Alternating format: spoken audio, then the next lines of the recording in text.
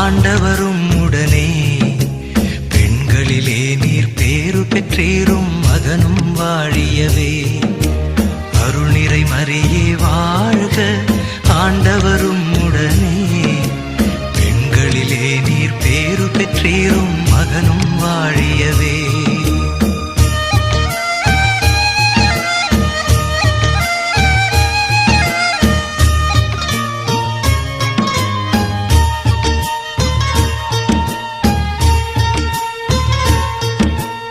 பரிசுத்த மரியாயே எங்கள் பரமனின் தாயாரே, பாவிகள் எங்களுக்காய் பரமனை மன்றாடும்.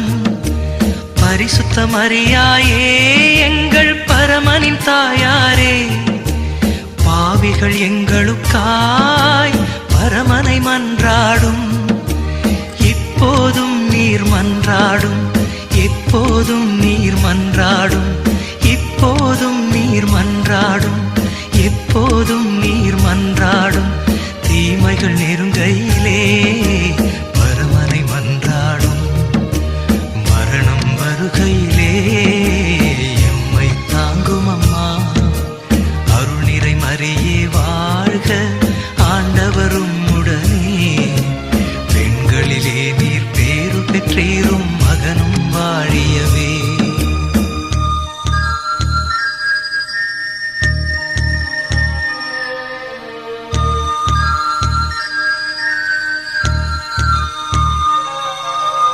அருள் நிறை மரியே வாழ்க, ஆண்டவரும் உடனே. பெண்களிலே நீர் பேரு பெற்றீரும் மகனும் வாழியவே. அருள் நிறை மரியே வாழ்க, ஆண்டவரும் உடனே. பெண்களிலே நீர் பேரு பெற்றீரும் மகனும் வாழியவே. மகனும் வாழியவே, மகனும் வாழியவே, மகனும் வாழியவே.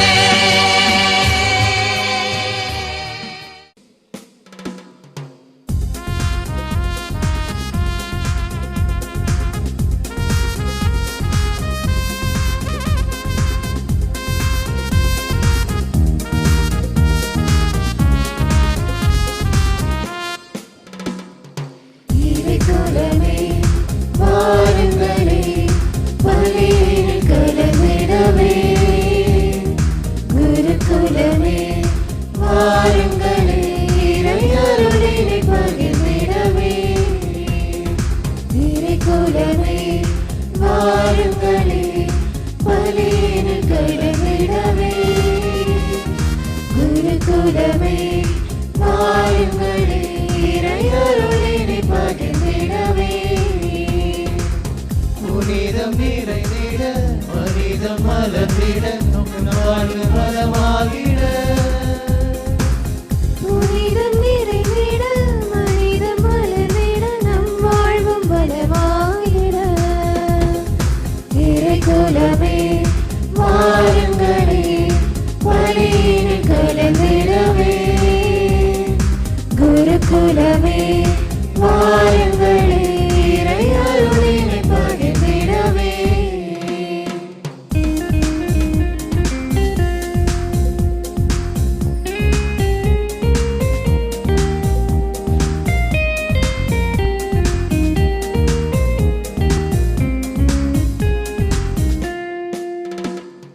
கடலில் நடந்தவர் நம் இயேசுவே, காற்றை கடிந்தவர் நம் இயேசுவே. கலங்கரை தீபமும் நம் இயேசுவே, நம்மையும் அழைக்கின்றார். கடலில் நடந்தவர் நம் இயேசுவே, காற்றை கடிந்தவர் நம் இயேசுவே. கலங்கரை தீபமும் நம் இயேசுவே, நம்மையும் அழைக்கின்றார். கல்வாரி பலி இது கருணையின் தொடர், இது மீட்பினில் இணைந்திடுவோம். கல்வாரி பலி இது கருணையின் தொடர், இது மீட்பினில் இணைந்திடுவோம். இறைக்குலமே வாருங்களே, பலியில் கலந்திடவே. குருகுலமே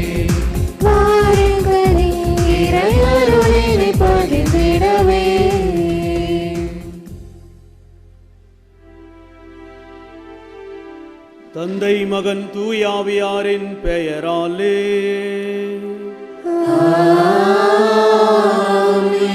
நம் தந்தையாகிய கடவுளிடமிருந்தும் ஆண்டவராகிய இயேசு கிறிஸ்துவிடமிருந்தும் அருளும் அமைதியும் உங்களோடு இருப்பதாக.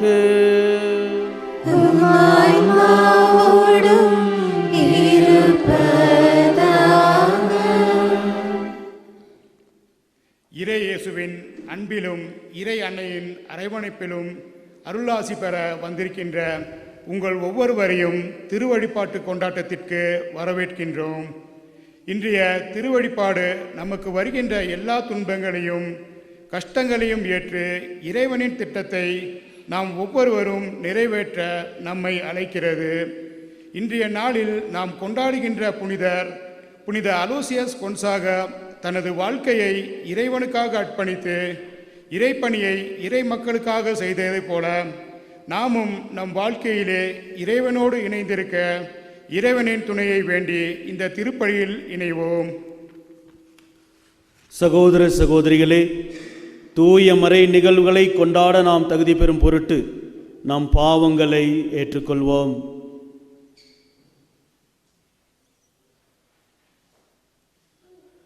எல்லாம் வல்ல இறைவனிடமும் சகோதர சகோதரிகளே, உங்களிடமும் நான் பாவத்தை ஏற்றுக்கொள்கின்றேன்.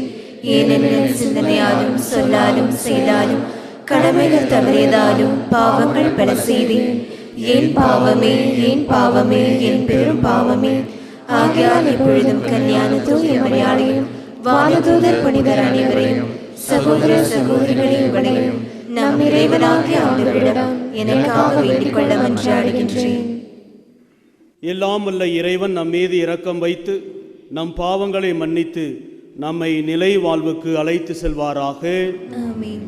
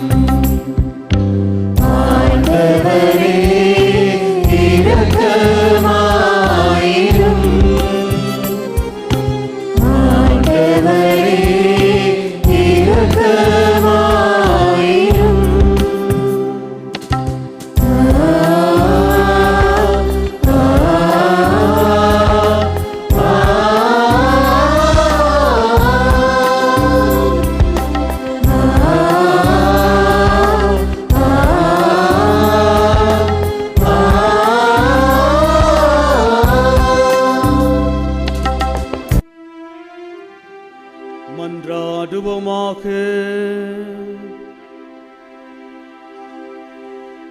இறைவா, விண்ணகக் கொடைகளின் காரணரே, புனித அலோசியஸின் வாழ்வில் வியத்தகு மாசின்மையும் தவமும் இணைந்திருக்க செய்தீரே. அவருடைய மாசின்மையை நாங்கள் பின்பற்ற தவறினாலும் அவரது தவத்தை ஏன் பின்பற்ற அவருடைய பேறு பயன்களாலும் பரிந்துரையாலும் எங்களுக்கு அருள்வீராக. உமோடு தூயாவியாரின் ஒன்றைப்பில் இறைவனாய் என்றென்றும் வாழ்ந்து ஆட்சி செய்து வழிநடத்துகின்ற எங்கள் ஆண்டவரும் திருமகனுமாகிய இயேசு கிறிஸ்து வழியாக உம்மை மன்றாடுகின்றோம்.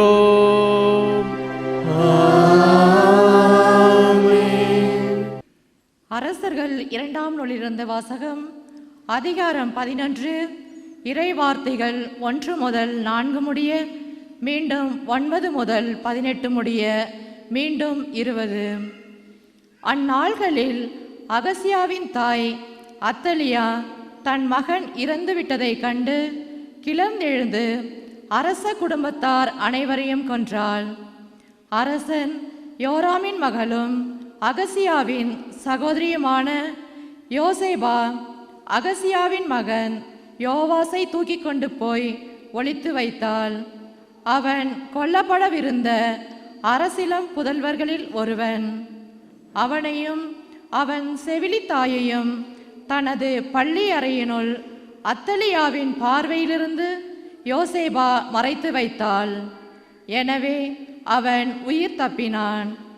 அவன் 6 ஆண்டுகள் அவளோடு ஆண்டவரின் இல்லத்தில் தலைமறைவாய் இருந்தான். அந்நாள்களில் அத்தலியாவே நாட்டை ஆண்டு வந்தாள். 7ஆம் ஆண்டில் அரச மெய்காப்பாளர், அரண்மனை காவலர் ஆகியோரின் 101 தலைவர்களை குரு யோயாதா வரவழைத்து ஆண்டவரின் இல்லத்திற்குள் கூட்டிச் சென்றார். அங்கு அவர் அவர்களோடு உடன்படிக்கை செய்து கொண்டார். அக்கோவிலில் அவர்களை ஆணையிட செய்து அரசனின் மகனை அவர்களுக்கு காட்டினார். குரு யோயாதா கட்டளையிட்டு கூறிய அனைத்தையும் 101 தலைவர்கள் செய்தனர். ஓய்வு நாளில் விடுப்பில் செல்வோர், பணியேற்போர் ஆகிய தங்கள் வீரர்கள் அனைவரையும் கூட்டிக் கொண்டு குரு யோயாதாவிடம் வந்தனர். அவர் ஆண்டவரின் இல்லத்தில் இருந்த தாவீது அரசரின் ஈட்டிகளையும் கேடயங்களையும் 101 தலைவர்களுக்கு எடுத்து கொடுத்தார். காவலர் படைகலன் தாங்கி திருக்கோவிலின் தென்புறம் தொடங்கி வடபுறம் வரை பலிபீடத்தையும் திருக்கோவிலையும் அரசனையும் சூழ்ந்து நின்று கொண்டனர். பின்பு அவர் இளவரசனை வெளியே கூட்டி வந்து அவனுக்கு முடிசூட்டி உடன்படிக்கை சுருளை அழித்தார். இவ்வாறு அவன் திருப்பழிவு பெற்று அரசனானான். அனைவரும் கைத்தட்டி அரசர் நீடோடி வாழ்க என்று முழங்கினர். மக்களும் காவலரும் எழுப்பிய ஒலியை அத்தலியா கேட்டு ஆண்டவரின் இல்லத்தில் கூடியிருந்த மக்களிடம் வந்தாள். மரபுக்கேற்ப அரசன் தூண் அருகில் நிற்பதையும் படைத்தலைவர்களும் எக்காலம் ஊதுபவர்களும் அவன் அருகில் இருப்பதையும் நாட்டின் எல்லா மக்களும் மகிழ்ச்சி கொண்டாடி எக்காலம் ஊதுவதையும் கண்டாள். உடனே அவள் தன் ஆடைகளை கிழித்து கொண்டு சதி சதி என்று கூக்குரலிட்டாள். அப்பொழுது குரு யோயாதா படைகளுக்கு பொறுப்பேற்றிருந்த 101 தலைவர்களை நோக்கி, படை அணிகளுக்கு வெளியே அவளை கொண்டு செல்லுங்கள். அவளை எவனாவது பின்பற்றினால் அவனை வாளால் வெட்டி வீழ்த்துங்கள் என்று கட்டளையிட்டார். அவளை ஆண்டவரின் இல்லத்தினுள் கொள்ளலாகாது என்றும் கூறியிருந்தார். எனவே அவர்கள் அரண்மனையின் நுழைவாயிலை அவள் அடைந்த பொழுது அவளை பிடித்தனர். அங்கே அவள் கொல்லப்பட்டாள். பின்பு யோயாதா ஆண்டவர் ஒரு பக்கமும் அரசன் மக்கள் மறுபக்கமுமாக அவர்களிடையே உடன்படிக்கை செய்து வைத்தார். இதன் மூலம் அரசனும் மக்களும் ஆண்டவரின் மக்களாய் இருப்பதாக ஏற்றுக்கொண்டனர்.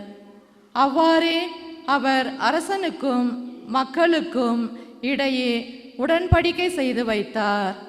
பிறகு நாட்டிலுள்ள மக்கள் எல்லாரும் பாகாலின் கோவிலுக்கு சென்று பலிபீடங்களையும் சிலைகளையும் தகர்த்தெறிந்தனர்.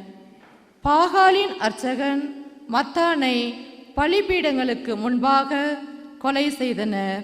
பிறகு குரு ஆண்டவரின் இல்லத்தில் காவலரை நிறுத்தி வைத்தார். நாட்டின் எல்லா மக்களும் மகிழ்ச்சி கொண்டாடினர். அத்தலியா வாளால் அரண்மனையில் கொல்லப்பட்ட பின் நகரில் அமைதி நிலவியது. ஆண்டவரின் அருள்வாக்கு. இறைவனுக்கு நன்றி. திருப்பாடல் 132.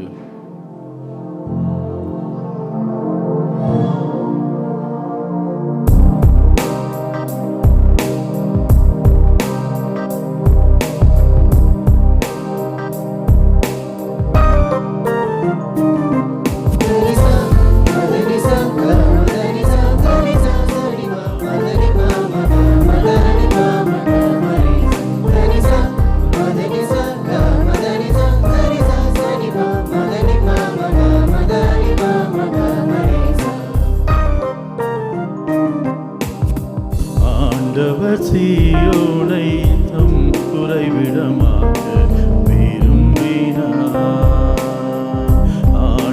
ஆண்டவர் சீயோனை தம் உறைவிடமாக்க விரும்பினார். ஆண்டவர் சீயோனை தம் உறைவிடமாக்க விரும்பினார். ஆண்டவர் சீயோனை தம் உறைவிடமாக்க விரும்பினார்.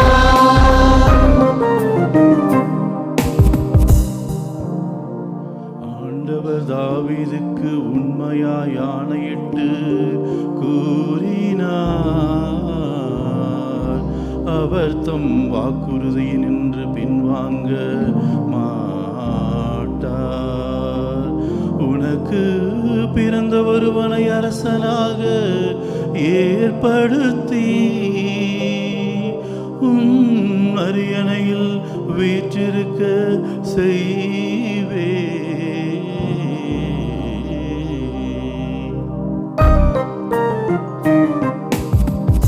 ஆண்டவர் சீயோனை தம் உறைவிடமாக்க விரும்பினார். ஆண்டவர் சீயோனை தம் உறைவிடமாக்க விரும்பினார்.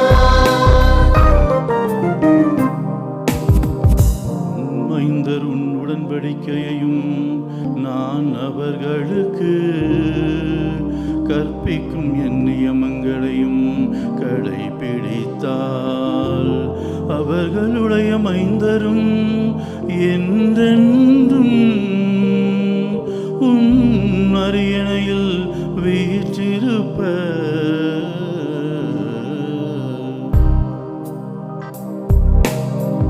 ஆண்டவர் சீயோனை தம் உறைவிடமாக்க விரும்பினார். ஆண்டவர் சீயோனை தம் உறைவிடமாக்க விரும்பினார்.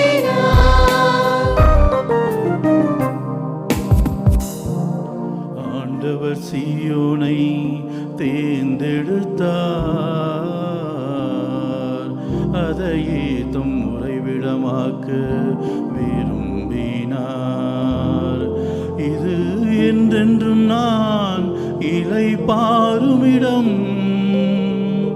இதை நான் விரும்பியதால் இதையே என் உறைவிடமாக்குவே.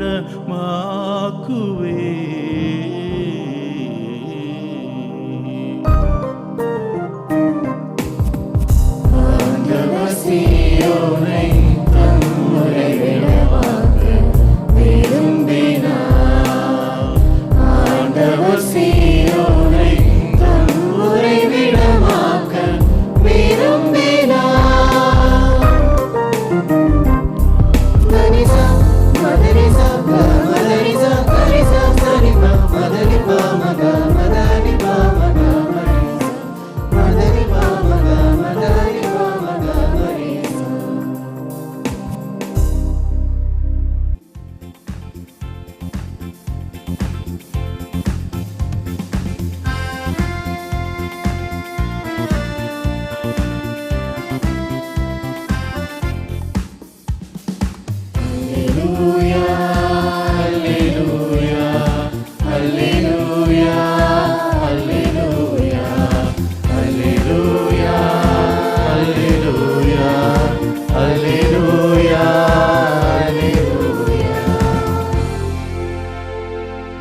ஏழையரின் உள்ளத்தோர் பேரு பெற்றோர்.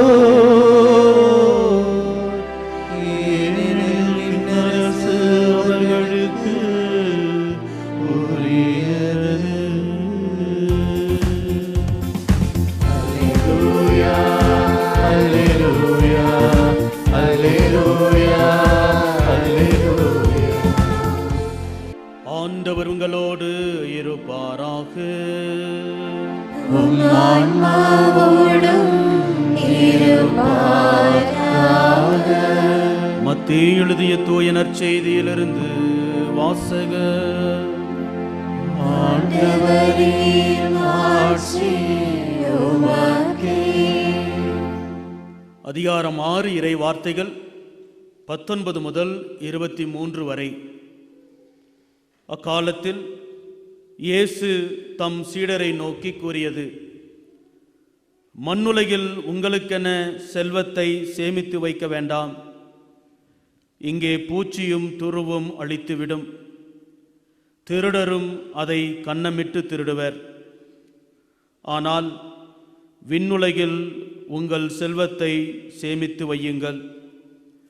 அங்கே பூச்சியோ துருவோ அழிப்பதில்லை, திருடரும் கன்னமிட்டு திருடுவதில்லை.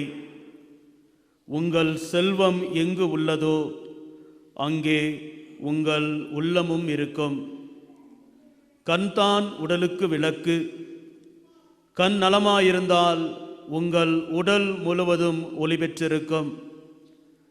அது கெட்டுப்போனால் உங்கள் உடல் முழுவதும் இருளாயிருக்கும். ஆக உங்களுக்கு ஒளி தர வேண்டியது இருளாயிருந்தால் இருள் எப்படி இருக்கும்?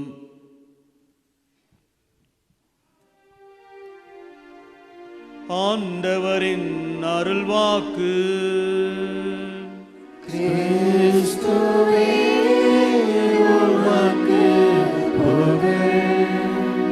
இறை இயேசுவில் அன்பார்ந்தவர்களே, புனித ஜெபமாலை அன்னையின் அன்பு பிள்ளைகளே, மாதா தொலைக்காட்சி வழியாக அன்னையினுடைய அருள் ஆசீரை பெற வந்திருக்கிற உங்கள் அனைவரையும் இந்த இறை வார்த்தை பகிர்விற்கு அன்போடு அழைக்கின்றேன்.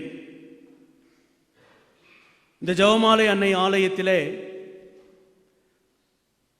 ஒவ்வொரு சனிக்கிழமையும் சிறப்பு நவநாள் ஜெபிக்கப்படுவதுண்டு. அதிலே பல விண்ணப்பங்களும் அன்னையின் பாதத்திற்கு வருகின்றன. அவற்றிற்காக நாம் சிறப்பாக ஜெபிக்கிறோம்.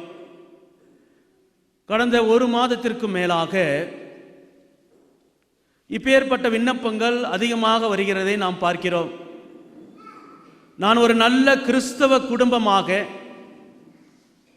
இறைவனுக்கும் திருச்சபைக்கும் கீழ்ப்படிதலுள்ள ஒரு குடும்பமாக நான், என் குடும்பம் ஒரு நல்ல வாழ்க்கையை வாழ்ந்து கொண்டிருக்கின்ற போது என் குடும்பத்திற்கு மட்டும் ஏன் இந்த சோதனை? எதற்காக எனக்கு மட்டும் அல்லது என் குடும்பத்திற்கு மட்டும் கஷ்டம் என்று சொல்லி வேதனைகளையும் கவலைகளையும் கண்ணீரோடு விண்ணப்பமாக எழுதி இது தீர்க்க வேண்டும் என்ற நம்பிக்கையிலே அன்னையினிடத்திலே அர்ப்பணித்திருக்கிறோம். இது நம் அனைவரின் சார்பாக அவர்கள் நமக்காக ஜெபிப்பதற்காக கொடுத்த ஒரு விண்ணப்பமாக நான் பார்க்கிறேன். எதற்காக இது போன்ற ஒரு நிலை? ஒரு சில சமயங்களிலே நமது கிறிஸ்தவ நம்பிக்கை, அந்த விசுவாசமே தளர்ந்து போகின்ற அளவுக்கு, சோர்ந்து போகின்ற அளவுக்கு நம் குடும்பங்களிலே பலவிதமான பிரச்சனைகள் இருக்கிறதை நாம் பார்க்கிறோம்.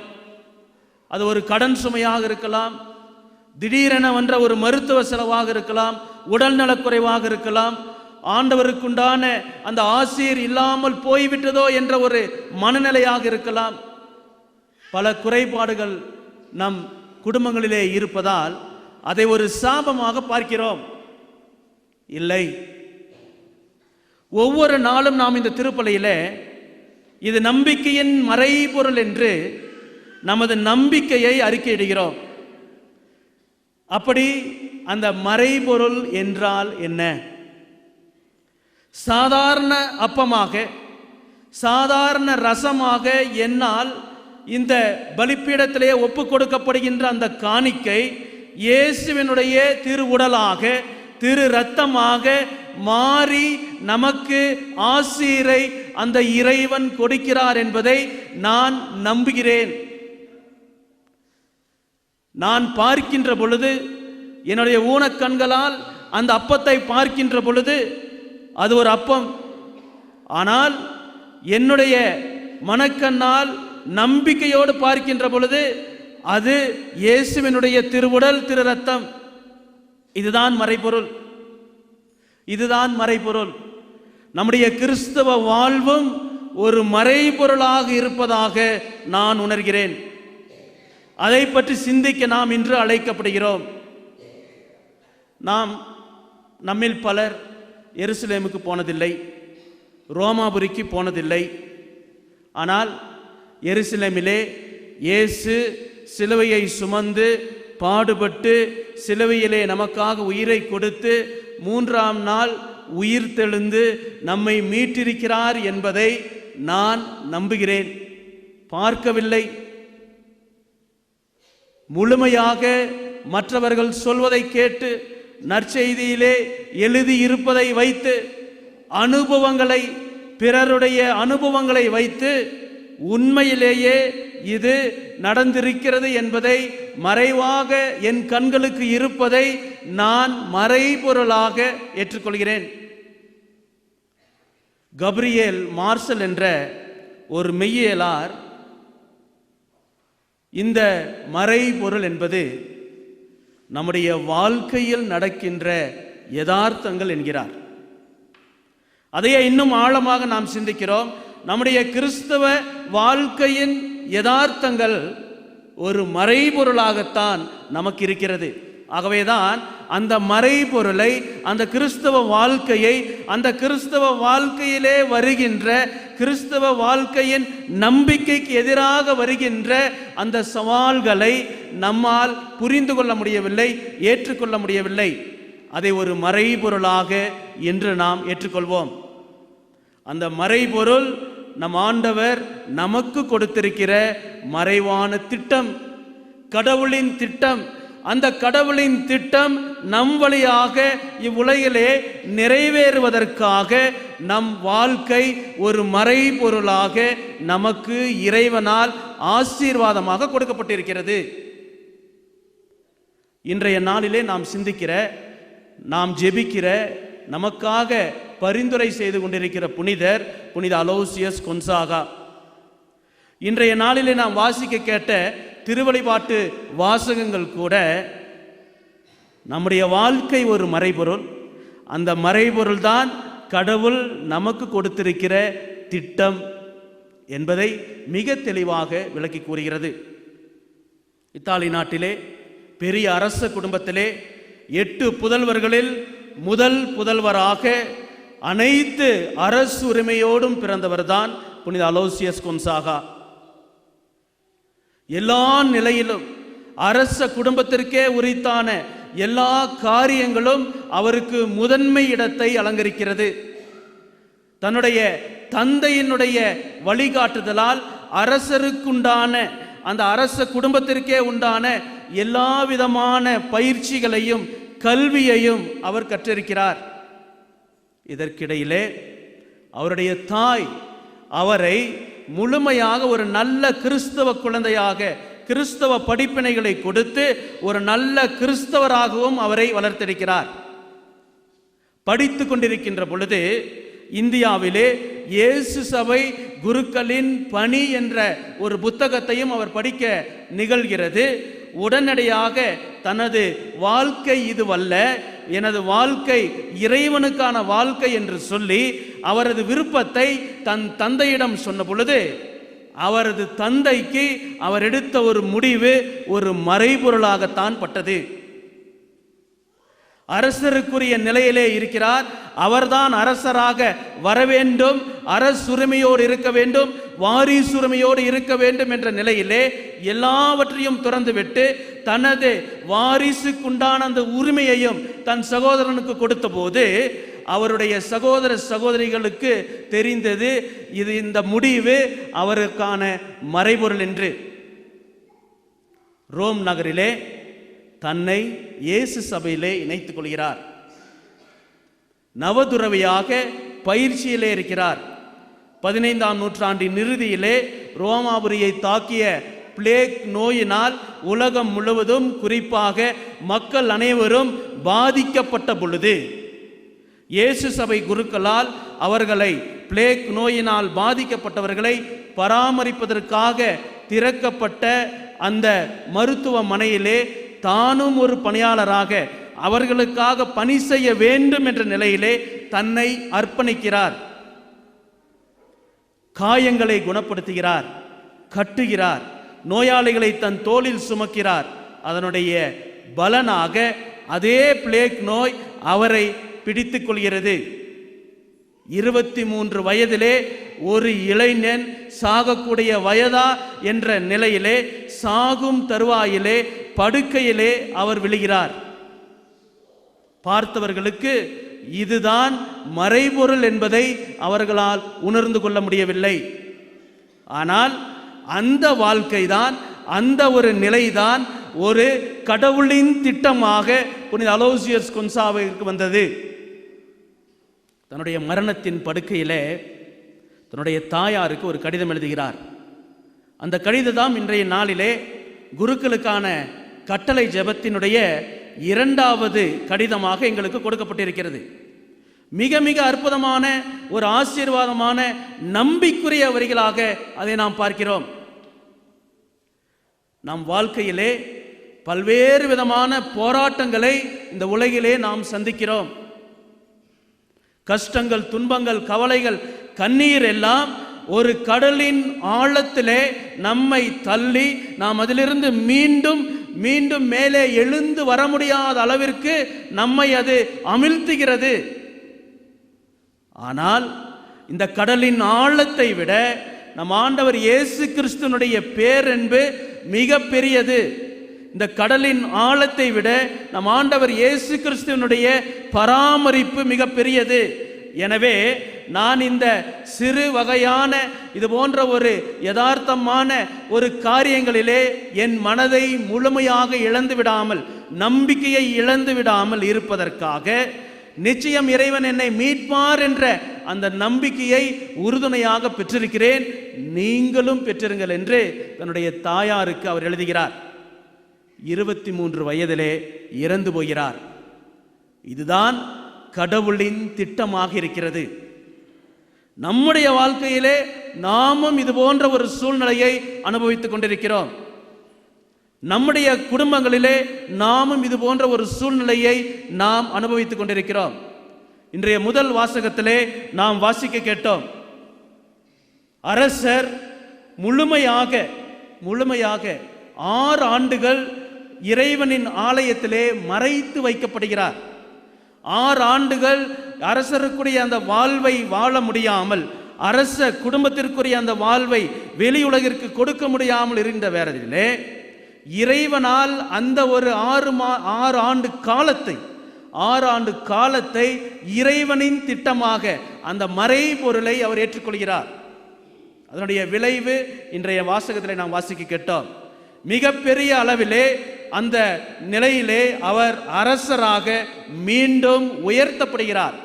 அவருக்கு விரோதமாக இருந்தவர்கள், அவருக்கு துரோகம் செய்தவர்கள், அவருக்கு முழுமையாக அவரை நம்பி ஏமாற்றியவர்கள் ஆலயத்தின் வெளியே, அரண்மனை வாயிலிலே வாளுக்கு இரையாக்கி அவர்கள் கொல்லப்படுகிறார்கள். நம்முடைய வாழ்க்கையிலே இது போன்ற ஒரு சூழ்நிலை, இருண்ட நிலையிலே, மறைமுகமான நிலையிலே, புரிந்து கொள்ள முடியாத ஒரு மறைபொருளாக இருக்கின்ற பொழுது இறைவன் நம்மை மீட்பார், வெளிச்சத்திற்கு கொண்டு வருவார், நிச்சயமாக நம்மை தேடி வருவார் என்ற நம்பிக்கையோடு இருக்க நாம் இன்று அழைக்கப்படுகிறோம். காரணம், இன்றைய திருப்பாடலிலே நாம் பாடி தியானித்த ஆண்டவர் சியோனை தம் உறைவிடமாக விரும்பினார். அந்த உறைவிடம் நாம் தாம். ஆண்டவர் நம்மிலே வாழ விரும்புகிறார். அதற்கான இடத்தை, மனதை, உள்ளத்தை நம்மிடையே அவர் எதிர்பார்க்கிறார். இவ்வளவு போராட்டங்களுக்கு மத்தியிலே, இவ்வளவு கஷ்டங்களுக்கு மத்தியிலே எப்படி நான் இறைவனோடு இருக்க முடியும் என்ற கேள்வி நம் மனதிலே எழலாம்.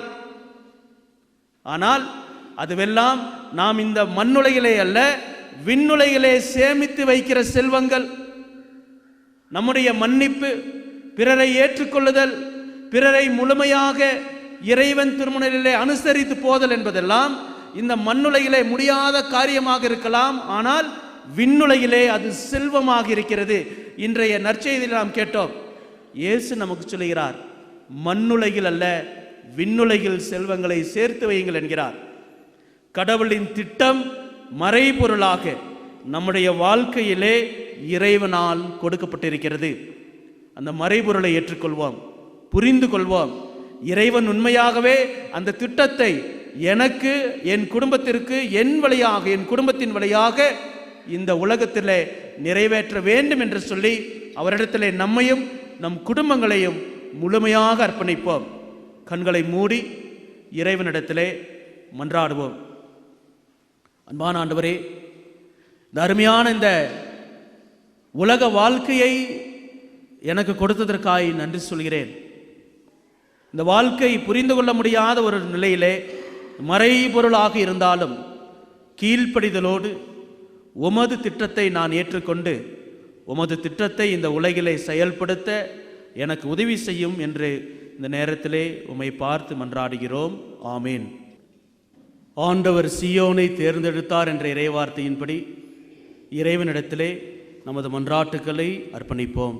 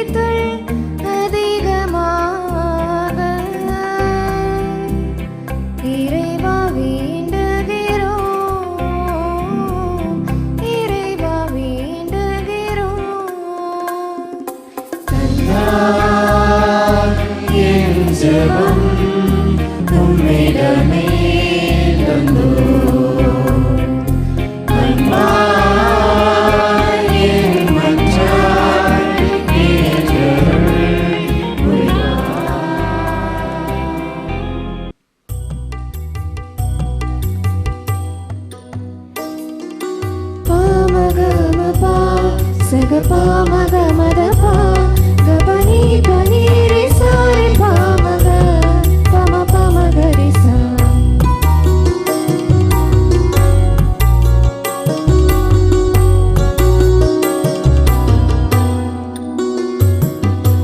காணிகை தர வந்தே உம் கரங்களிலே தந்தே காணிகை தர வந்தே உம் கரங்களிலே தந்தே பலியாக நானும் திருப்பலியாக நானும் உனது பலியில் உள்ளமிருந்து உனதாக மாறிடும் காணிகை தர வந்தே உம் கரங்களிலே தந்தே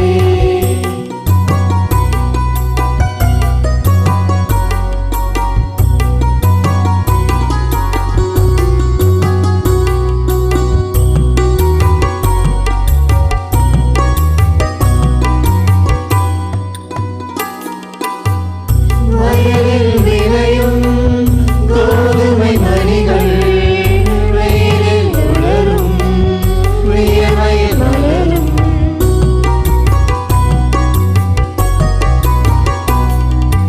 வாயம் தூவும் பனிமழையில் நனையும் வாழ்க்கை முழுதும் தியாகத்தில் கரையும் உருவம் இழந்து உறவாய் மாறும் உடலில் கலந்து உயிரில் வாழும் அதை போல நானும் பலியாக வேணும் இறைவா வந்தேன் இதயம் தந்தேன்.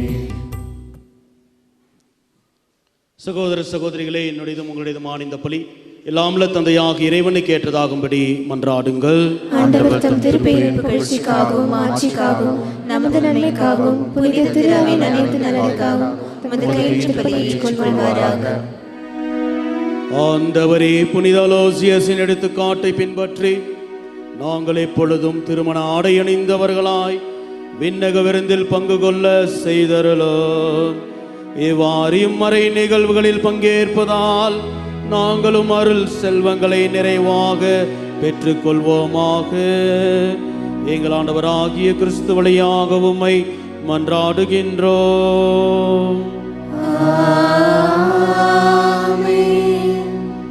ஆண்டவர்களோடு இருப்பாராக. இதயங்களை மேலே எழுப்புங்கள். நம் இறைவனாகிய ஆண்டவருக்கு நன்றி கூறுவோம். ஆண்டவரே, தூயவரான தந்தையே, என்றுமுள்ள எல்லாமுள்ள இறைவா, எங்கள் ஆண்டவராகிய கிறிஸ்து வழியாக என்னாலும் எவ்விடத்திலும் நாங்கள் உமக்கு நன்றி செலுத்துவது மெய்யாகவே தகுதியும் நீதியுமாகும், எங்கள் கடமையும் மீட்புக்குரிய செயலுமாகும். ஏனெனில் உம் புனிதர்களின் வியத்தகு சாட்சியத்தால் உமது திரு அவை என்றும் புதிய ஆற்றல் பெற்று வளமடைகின்றது. இவ்வாறு எங்கள் மீது நீர் கொண்டிருக்கும் பரிவன்பை தெள்ளத் தெளிவாக காட்டுகின்றீர். மேலும் எங்களது மீட்பின் மறை நிகழ்வை நாங்கள் நிறைவேற்றுவதில் அப்புனிதர்களின் சிறப்புமிக்க எடுத்துக்காட்டால் தூண்டப்பெற்று அவர்களது தகுந்த பரிந்துரையால் என்றும் ஊக்கம் பெறவும் அருளுகின்றீர். ஆகவே ஆண்டவரே, வானதூதர் புனிதர் அனைவரோடும் நாங்கள் சேர்ந்து உமது பெருமையை பறைசாற்றி அக்களிப்புடன் சொல்வதாவது: தூயவர் தூயவர் தூயவர், வான்படைகளின் கடவுளாம் ஆண்டவர், விண்ணகமும் மன்னகமும் உமது ஆட்சியால் நிறைந்துள்ளன. உன்னதங்களிலே ஓசானா, ஆண்டவர் பெயரால் வருகிறவர் ஆசி பெற்றவர். உன்னதங்களிலே ஓசானா.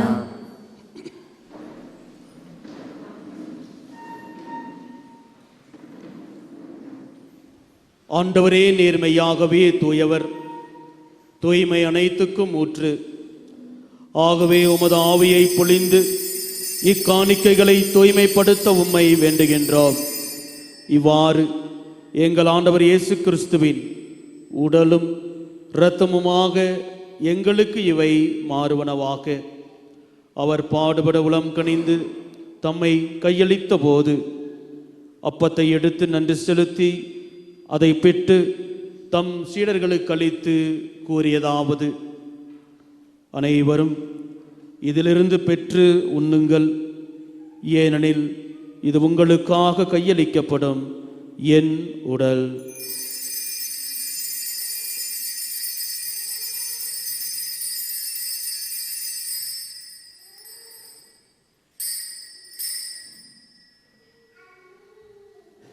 அவர் நம்மை இரவு விருந்தை அருந்திய பின் கிண்ணத்தையும் எடுத்து மீண்டும் உமக்கு நன்றி கூறி தம் சீடர்களுக்கு அளித்து அவர் கூறியதாவது: அனைவரும் இதிலிருந்து பெற்று பருகுங்கள், ஏனெனில் இது புதிய நிலையான உடன்படிக்கைக்குரிய என் இரத்தத்தின் கிண்ணம்.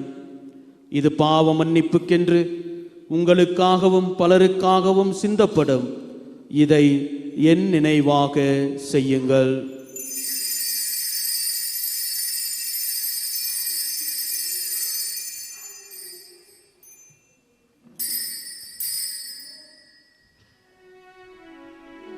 நம்பிக்கையின் மறைபொருள்.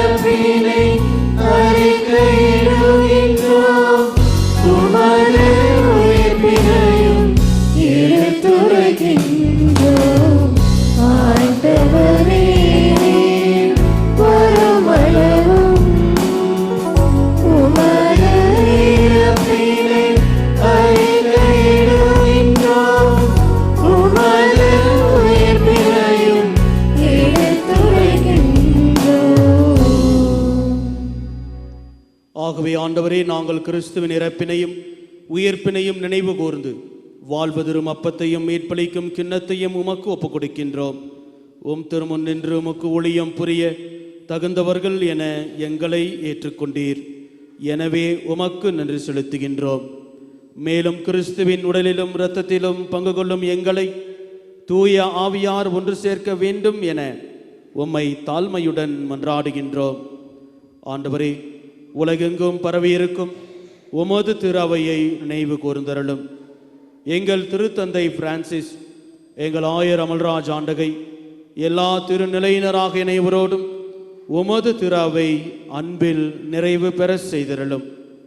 மேலும் உயிர்த்தலும் எதிர்நோக்குடன் துயில் கொள்ளும் எங்கள் சகோதரர் சகோதரிகளையும் இறந்தோர் அனைவரையும் இரக்கத்துடன் நினைவு கூர்ந்து உமது திருமுக ஒளியினுள் ஏற்றருளும்.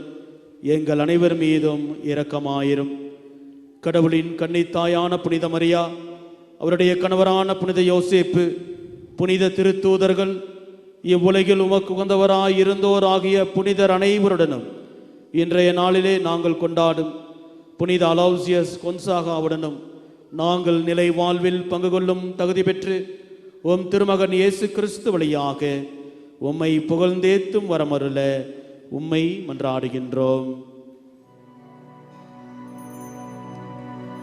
இவர் வழியாக இவரோடு இவரில் எல்லாம் வல்ல இறைவனாகிய தந்தையே, தூய ஆவியாரின் ஒன்றிப்பில் எல்லா புகழும் ஆட்சியும் என்றென்றும் உமக்கு உரியதே.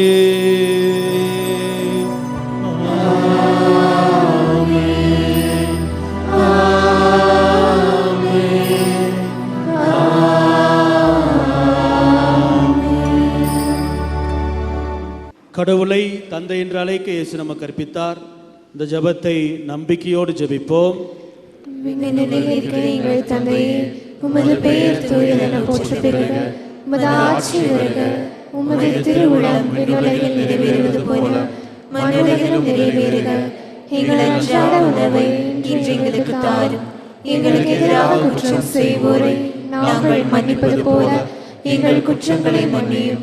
எங்களை சோதனைக்கு உட்படுத்தாதேயும், தீயோரிடமிருந்து எங்களை விடுவித்தருளும். ஆண்டவரே, தீமை அனைத்திலும் இருந்தும் எங்களை விடுவித்து எங்கள் வாழ்நாளில் அமைதியை கனிவுடன் அருள உம்மை மன்றாடுகின்றோம்.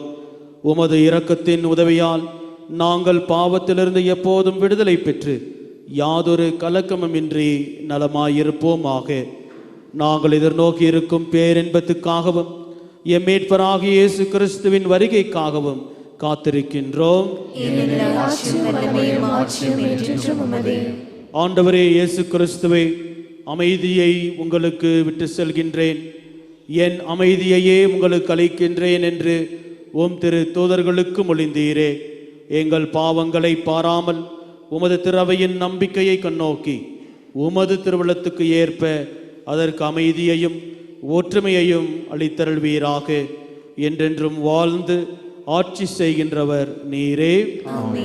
ஆண்டவருடைய அமைதி உங்களோடு என்றும் இருப்பதாக. அதே அமைதியை ஒருவர் மற்றவரோடு பகிர்ந்து கொள்வோம்.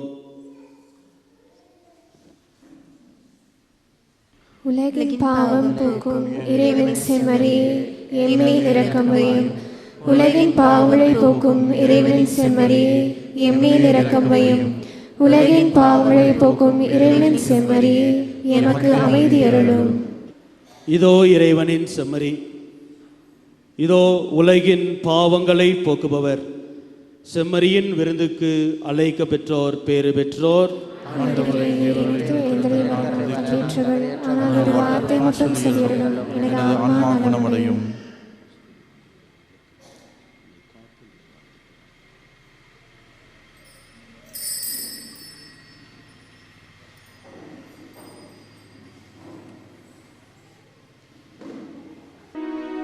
மன்றாடுவோமாக.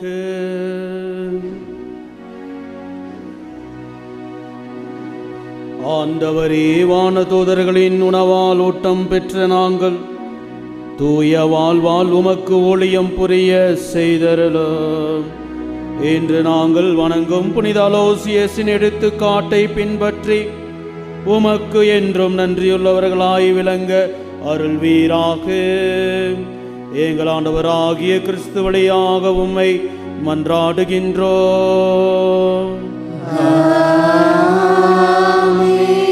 ஆண்டவர்களோடு இருப்பாராக.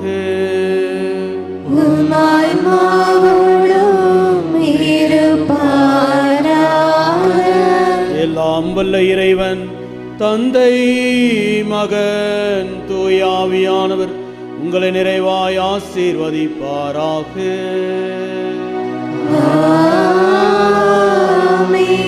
சென்று வாருங்கள், திருப்பலி நிறைவேறிற்று.